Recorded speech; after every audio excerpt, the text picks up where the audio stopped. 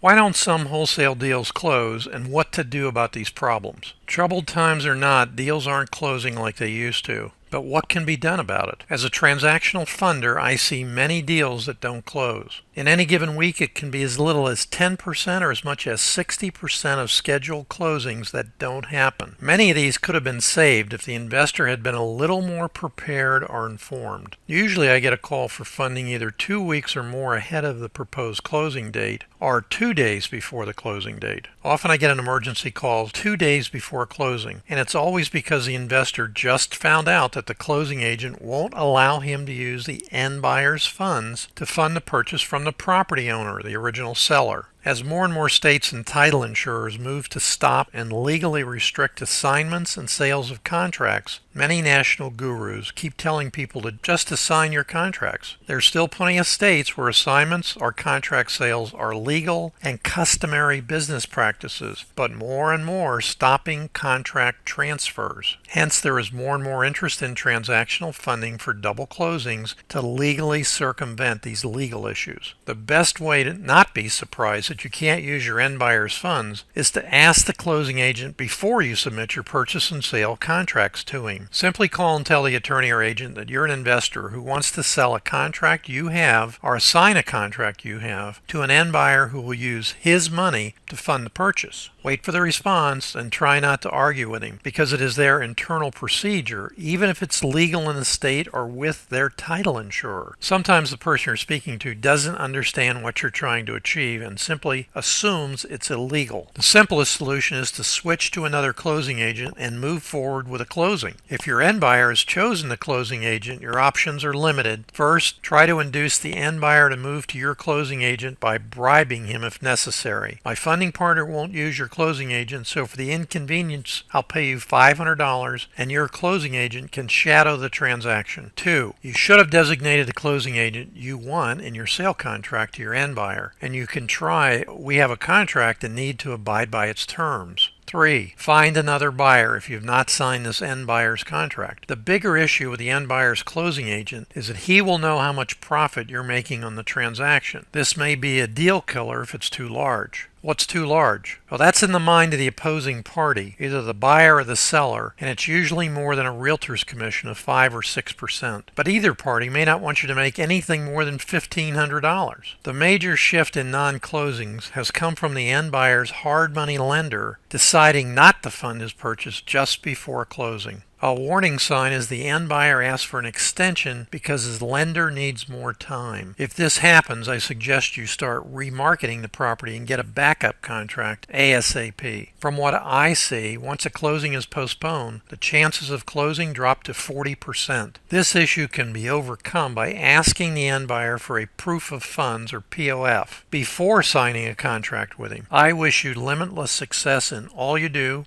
I'm Dave Dinkle.